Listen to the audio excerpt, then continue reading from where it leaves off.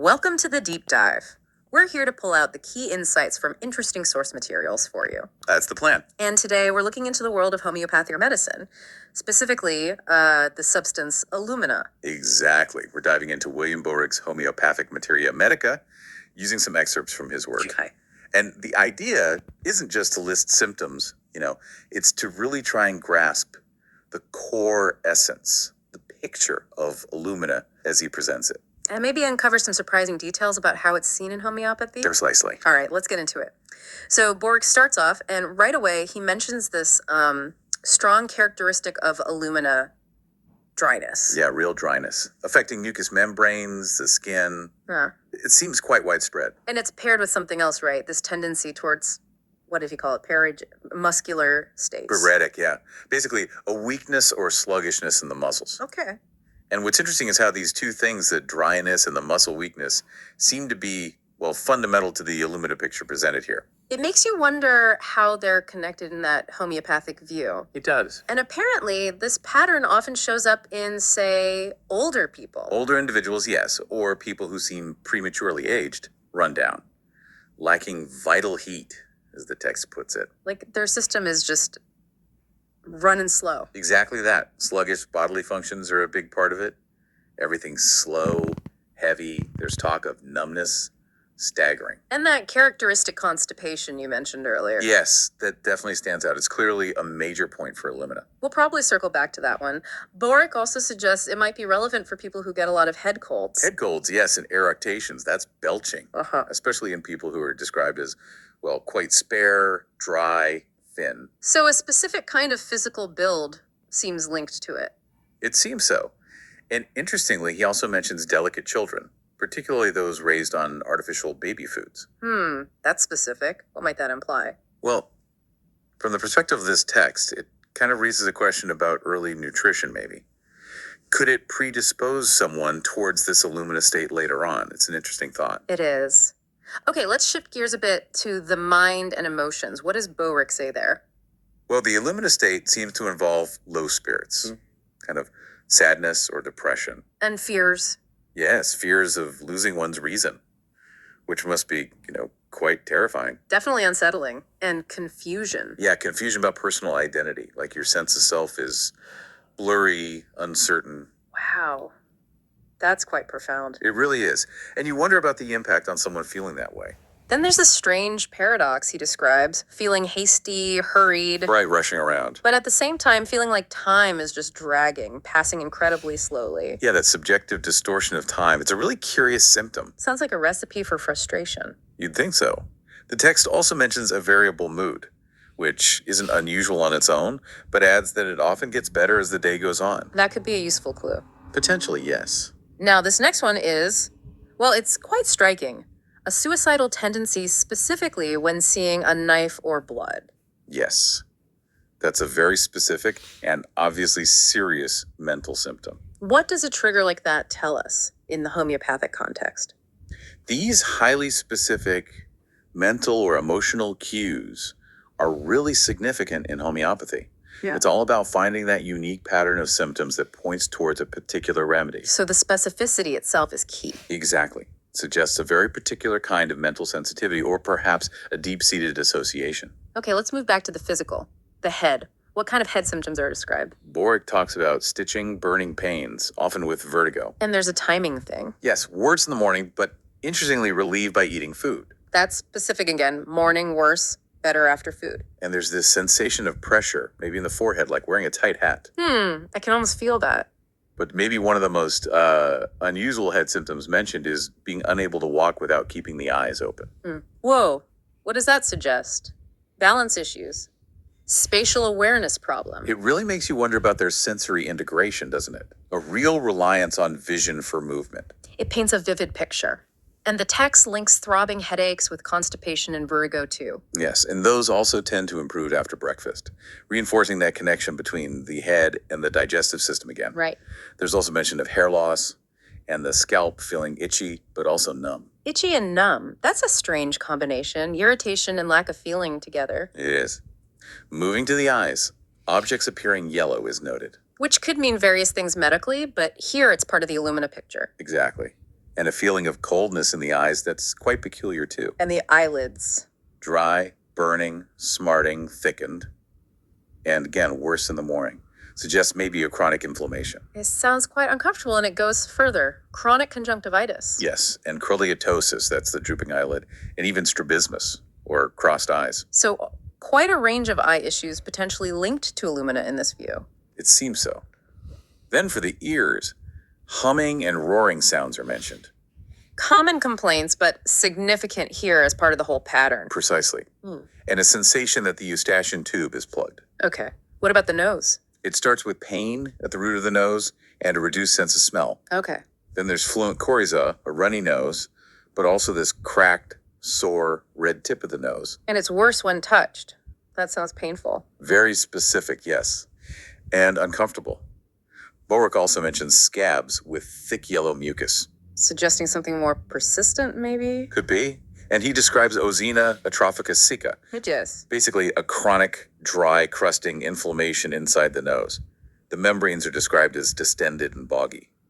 It sounds like a pretty unhealthy state for the nasal passages. Definitely. Moving to the face, there's another odd sensation described, like something dried on it. Yes, like an albuminous substance, like egg white, is dried on the face. A very strange feeling to report. It really is. What could that relate to? Possibly another aspect of that general dryness we talked about, maybe affecting skin secretions. Then there are more common things like blood boils, pimples. Right, and twitching of the lower jaw. Also a rush of blood to the face after eating. Okay. And the mouth. Soreness, bad odor, fairly general. But teeth covered with swords. What are swords? They're like dark crests that can build up on the teeth and lips, often seen in significant illness or debility. Okay. So that suggests something more serious underlying it. Potentially. Also sore, bleeding gums, and intensive pain in the jaw joint when opening the mouth and chewing. Sounds like general oral discomfort. Now, the throat symptoms seem particularly characteristic for Alumina. They do. Boericke emphasizes the dryness and soreness, but it's the sensation that food just can't pass. Like the esophagus is constricted. Exactly. That feeling is quite striking. And the sensation of having a splinter or a plug stuck in the throat. Another one of those very specific, peculiar symptoms. Definitely. The text paints a picture of an irritable but also relaxed throat, looking parched and glazed. Almost like a chronic irritation. Yes. And it mentions clergyman sore throat, specifically in thin people, connecting it back to that physical type. And the mucus. Thick, tenacious mucus dripping from the back of the nose, post-nasal drip, basically. Leading to a constant need to clear the throat, I imagine. That's mentioned too, yes. Yeah. It all contributes to that ongoing throat irritation. Okay, moving down to the stomach. This is where we get those really unusual cravings. Yes, the abnormal cravings. Not for normal food, but for things like chalk, charcoal, dry food, even tea grounds. Wow. That's definitely not your standard midnight snack craving. Not at all. What could that signify? Well, you might speculate it suggests some kind of deficiency or imbalance the body's trying to correct in a very strange way. Makes sense. And there's heartburn, too. Heartburn, yes, and a constricted feeling in the stomach, adding to the digestive discomfort. And an aversion to meat is noted. Yes, and very specifically, potatoes disagree. That level of detail, potatoes disagree, could be really helpful in practice, couldn't it? Absolutely. It's a potential differentiating symptom. There's also lack of appetite and difficulty swallowing anything but small morsels. Reinforcing that constricted feeling in the esophagus. Exactly. Now, the abdomen. Boericke mentions colic, like painter's colic. Yes, which historically was linked to lead poisoning. So that maybe gives a sense of the pain's intensity or type. Right, and pain in the groins. Pressing pain in both groins, heading towards the sexual organs, and a tendency for issues to be more on the left side of the abdomen. Interesting. But the real star of the show for Alumina in this region seems to be the stool, right? Oh, absolutely. The description is stark. Hard, dry, knotty, no desire. That paints a very clear picture of severe constipation. And it's not just the stool itself. The rectum is described as sore, dry, inflamed, even bleeding, with itching and burning at the anus. And here's a really key point from the text. Even if the stool happens to be soft. It's still passed only with great difficulty and straining. That strongly points to a problem with the rectum's function, doesn't it? Like it's just not working properly. Precisely.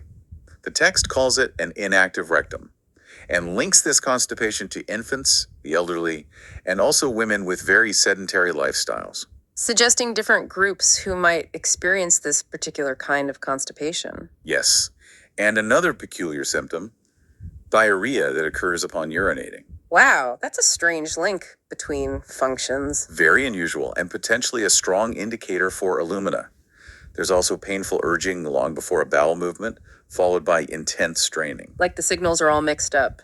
It certainly seems that way. Okay, what about the urinary system? Well, tying back to that general weakness theme, Boericke explicitly mentions paretic bladder muscles, weak bladder muscles. So the weakness affects the bladder too. Yes, leading to that very unusual symptom of needing to strain at stool in order to get urination started. That's quite something, needing one function to trigger another. It's very specific. Also mentioned is pain in the kidneys, along with mental confusion. Another mind-body link. Indeed. And frequent urination in older people, plus difficulty starting the stream, all pointing to bladder issues. What about male and female specific symptoms? For males, interestingly, excessive sexual desire is noted, which might seem counterintuitive given the weakness theme, but also involuntary emissions while straining at stool, linking back to that difficulty in prostatic discharge. And for females? Menses are described as too early, short, scanty, pale, and followed by great exhaustion. That sounds quite depleting. It does. And the leukorrhea vaginal discharge is noted as acrid, profuse, transparent, ropey with burning. Are there modalities for that? Things that make it better or worse? Yes, worse during the daytime and after periods, but interestingly, relieved by washing with cold water. Yeah. Those details are always important. Definitely. Okay, respiratory system. Cough seems prominent. Yes, a cough soon after waking in the morning is highlighted, along with hoarseness, even a phonia loss of voice. And sensations in the throat or chest. A tickling in the larynx, wheezing, rattling respiration suggesting bronchial involvement. What triggers the cough? Talking or singing, especially in the morning. Also, eating condiments. Condiments, like spices. Seems like it, yes. There's also a constricted feeling in the chest, and chest soreness made worse by talking. So talking is a definite trigger for respiratory symptoms. It appears so. And the back, any characteristic pains there? Quite intense ones described. Stitches, and a gnawing pain like a hot iron. Ouch. Sounds serious. And pain along the spinal cord, accompanied by paralytic weakness. Again, that weakness theme echoing through. Right. Does that extend to the limbs, the extremities? It seems to. Pain in the arms and fingers, also described like a hot iron penetrating. That's a very vivid description of pain. It is. Also, arms feeling paralyzed. Legs feeling asleep, especially when sitting with crossed legs. That pins and needles feeling. Likely, yes. A staggering gait when walking is mentioned again here. Numb heels. Making walking difficult. And tender soles of the feet feeling soft and swollen when stepping down. That must be quite uncomfortable. Absolutely. Any other limb symptoms? Pain in the shoulder and upper arm. A gnawing feeling under the fingernails. Brittle nails. Affecting even the small details. Yes. And that symptom we discussed earlier, inability to walk except with the eyes open or only in the daytime, is reiterated here in the context of extremities. Reinforcing that reliance on vision for balance and movement. Exactly. Yet the text mentions potential for spinal degenerations and paralysis of the lower limbs, suggesting more severe possibilities. Okay. What about sleep? Generally restless sleep, anxious and confused dreams. But feeling sleepy in the morning? Yes, sleepy in the morning despite the poor sleep quality. It's like the rest isn't restorative. Right. And finally, the skin. We started with dryness. And we end with it too. Yeah. Skin described as chapped, dry, teddery. Brittle nails mentioned again. But the itching sounds particularly bad. Intolerable itching, yes. Specifically upon getting warm in bed. Oh, that's a classic time for itching to worsen. And it leads to scratching until it bleeds and becomes painful. That signifies really intense itching. Also brittle skin on the fingers. It all ties back to that theme of dryness and fragility. So Boericke sums up with modalities, things that make symptoms better or worse. What are the key ones for alumina? Symptoms tend to worsen periodically in the afternoon. From eating potatoes, there it is again in the morning, on waking, and in a warm room. And improvements. Improvement is often seen in open air, from cold washing like the leukorrhea symptom in the evening, on alternate days. And curiously, In damp weather, which does seem a bit counterintuitive given all the dryness, doesn't it? it really does, a strange contradiction. He also briefly lists some related remedies for comparison: aluminum chloridum, saccal, plumbum, and its complement bryonia, plus antidotes like ipecac and chamomilla. And notes the dosage and that it can be slow acting. Right. The action develops slowly. Okay, so wrapping up this deep dive into Boericke's view of alumina, what really stands out? Well, definitely that pervasive dryness. Skin, mucous membranes, it's everywhere. Coupled with that underlying weakness, Yeah. the paretic tendency. Exactly. Those two seem to be the absolute cornerstones. And then there's that whole collection of really specific, sometimes quite strange mental and physical symptoms. Yeah, the confusion about identity, the time distortion, needing the eyes open to walk, the odd cravings. The specific throat sensations, the constipation with difficult stool even when soft. It really highlights how homeopathy relies on observing this incredibly detailed individual picture, gathering all these seemingly disparate pieces to form a whole. It does. And it really makes you think, doesn't it? When Yeah. you see such a wide, varied range of symptoms linked to one substance like alumina, what might that suggest about how interconnected our bodies and minds really are? Even looking at it from outside conventional medicine, it kind of prompts you to consider how things we might see as unrelated could actually be different expressions of one underlying state within a person. That's a great point. It definitely gives you something to mull over, doesn't it? Thinking about those potential connections. Absolutely. Plenty of food for thought there.